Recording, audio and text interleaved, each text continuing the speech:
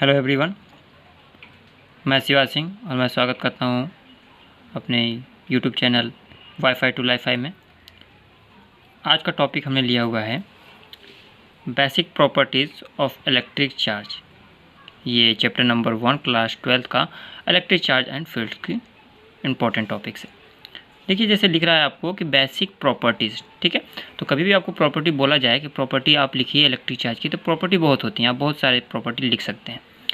लेकिन यदि basic property लिखा जाए तो जो मैंने यहाँ पे 3 पॉइंट लिखे हुए हैं वो उसमें मेंशन करना बहुत ही मस्ट है। ठीक है, तो स्टार्ट करते हैं।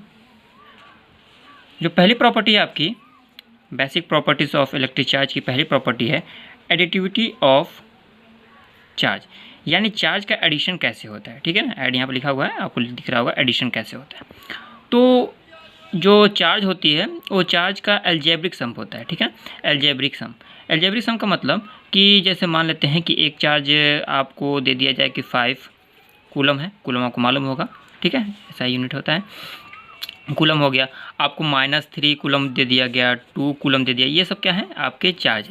तो इनका जो एडिशन होगा, जिसको ऐड किया जाएगा, वो अलजेब्रिक होगा। जैसे 5 कूलम हो गया प्लस -3 कूलम प्लस 2 कूलम। ठीक है, तो ये सब चीज़ें क्या होंगी कि ये जो होगा वो आपको बताएगा कि ये अलजेब्रिक सम होता है। ठीक है ना, तो एडिटिव ऑफ चार्ज हम कैसे ऐड करते हैं इस चीज़ से आपको क्लियर होगा। जैसे अलग अलग चार्ज दिया गया था, हमने इसको क्या किया, सब में सम लगा के ऐड कर लिया, बट हमने यहाँ पे जो माइनस था उसको हमने रिप्लेस नहीं किया। ठीक है, तो ये क्या होता है, अलजेब्रिक सम आपको देखने को मिलेगा। तो पहली पीरियड आपकी जो प्रॉपर्टी है पहली एडिटिविटी ऑफ चार्ज, कैसे चार्ज को ऐड करते हैं, वो क्लियर हो गया होगा।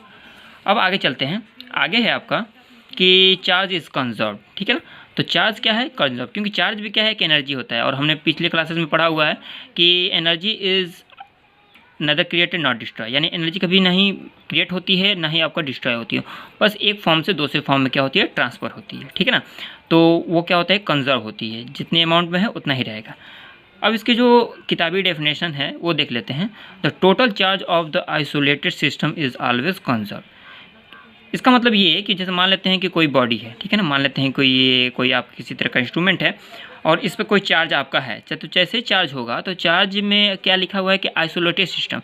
ऐसा ही सिस्टम हो गया जिससे सराउंडिंग से, इसे सराउंडिंग बोलते हैं। ठीक है ना, और ये जो होता है, जो चीज़ हम लिए हैं वो सिस्टम है। ठीक है ना, जैसे मान लिया हमने कि ये पेन है, तो ये पेन क्या है, एक सिस्टम हो गया, और इससे आउटर जो भी चीज़ें होंगी सराउंडिंग हो गया। यदि इसमें कोई भी कांटेक्ट नहीं है आपका, ठीक है ना, सराउंडिंग से सिस्टम में कोई कांटेक्ट नहीं है, तो जितना इसका चार्ज है उतना ही रहेगा। जैसे मान लेते हैं कि 5 कूलम है तो 5 कूलम ही रहेगा, ना ही इससे बढ़ेगा ना ही घटेगा। अब एक और एग्जांपल लेते हैं। जैसे मान लेते हैं कि हमने कोई एक आपका कोई सिस्टम ले लिया, ठीक है, और इसको हम इससे कांटेक्ट मिलाते हैं, तो कांटेक्ट में क्या होगा, एक बॉडी से दूसरी बॉडी तक चार्ज जाएगा। तो होगा क्या कि एक में चार्ज बढ़ेगा और एक में चार्ज क्या होगा, घटेगा। ये तो होगा आपको। तो ये चार्ज में, तो आप सोच रहे होंगे कि चार्ज कंजर्व कैसे रहा, तो चार्ज कंजर्व है फ्रेंड्स। कैसे, क्योंकि चार्ज क्या है कि यदि इसको जोड़ दिया जाए तो चार्ज जितना टोटल चार्ज था, ठीक है ना, टोटल जो चार्ज था वो क्या होगा आपका, रिमेन सेम होगा। ठीक है ना, रिमेन सेम। जैसे इसको थोड़ा और डिटेल में समझते हैं। जैसे मान लीजिए कि एक सिस्टम है, ठीक है ना, इसमें किसी भी एक पार्टिकल का चार्ज हो गया 5 कूलम, एक का 3 कूलम, 2 कूलम। ठीक है, ये रेंडमली हमने कोई चार्ज ले लिया, तो ये इसका 2 कूलम चार्ज है, 3 कूलम चार्ज है, 5 कूलम चार्ज है, और एक और बॉडी हमने ले लिया। ठीक है ना, और इसमें क्या किया कि मान लीजिए कि इसमें से 2 कूलम चार्ज ट्रांसफ़र हो गया, तो 2 कूलम इसमें आ गया, और इसमें पहले से 1 कूलम था। ठीक है, तो इस सिस्टम का चार्ज 1 कूलम था और इसका कितना था, 5, 3, 2। लेकिन यदि दोनों को ऐड कर दिया जाए तो जितना बॉडी था उतना ही था, यानी ना ही वो कहीं भी बाहर से आया, ना ही इसका कोई चार्ज लॉस हुआ। चार्ज आपको लॉस नहीं हुआ, ये 1 कूलम और ये 2 कूलम। ठीक है, तो है क्या कि ये जो आपका बॉडी टोटल जो चार्ज था वो रिमेन सेम होगा। जैसे दोनों को जोड़ दिए, तीनों को जोड़ दिया जाए और फिर इन दोनों को ऐड कर दिया जाए, तो टोटल जो चार्ज होगा वो क्या होगा, कंजर्व होगा। उस चार्ज में ना ही आपको कोई अमाउंट बढ़ेगी ना ही कोई घटेगी। ठीक है, तो ये क्या हो गया, चार्ज इज़ कंजर्व, यानी चार्ज आपको कंजर्व्ड है, neither created not destroy, it only transfer from one form to other और वन बॉडी टू अदर। ठीक है, अब आते हैं तो इसका थर्ड पॉइंट है क्वांटाइजेशन ऑफ चार्ज, यानी चार्ज जो है आपका वो कितने अमाउंट में, एक सिस्टम में कितने अमाउंट में है। जैसे हम इसकी जो आपके मैंने स्टेटमेंट लिखा उसको देख लेते हैं। Experimentally it is established that all free charges are integral multiples of a basic unit of charge denoted by e. और ये आपका फार्मूला, ये फार्मूला क्या कहता है वो समझ लेते हैं। Q is equal to N E है, ठीक है ना। इस पूरे स्टेटमेंट का यहाँ पे हमने समराइज करके लिखा हुआ है Q is equal to N E, where Q is the charge on a body. जैसे मान लेते हैं कि ये हमारा कोई सिस्टम हो गया, ठीक है ना, किसी तरह का बॉडी हो गया, और इसमें हमने क्या किया हुआ है कि मान लेते हैं कि 3 चार्जेस हैं, ठीक है ना, चीज़ चार्जेस।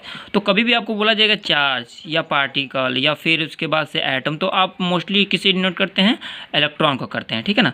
तो इलेक्ट्रॉन को करते हैं, तो इलेक्ट्रॉन यानी e, where e is the electron, ठीक है, ये क्लियर होगा आपको। तो ई का चार्ज कितना होता है, तो हमने पहले पढ़ा हुआ है 1.6 × 10⁻⁻19 कूलम, यानी एक इलेक्ट्रॉन में 1.6 × 10⁻⁻19 कूलम होते हैं। क्लियर। तो हम क्या करेंगे, इसको 3 क्या है, एक एन क्या है, 3 की जगह पे, यानी एन एक नंबर हो सकता है, तो यहाँ पे हमने कितने चार्ज लिए हैं, 3 चार्जेस लिखे हैं।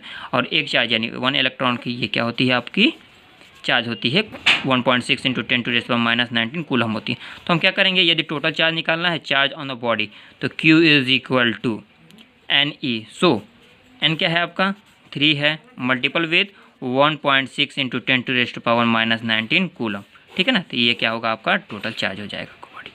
अब इसमें ये आपको बेसिक प्रॉपर्टी जो थी, basic property of electric charge, वो हमने 3 पॉइंट में आपको क्लियर कर दिया। लेकिन आप क्या करेंगे कि थोड़ा सा अब आगे बढ़ के इसी से अगला पॉइंट जो है उसको भी इसी वीडियो में एक्सप्लेन कर देते हैं, ठीक है ना।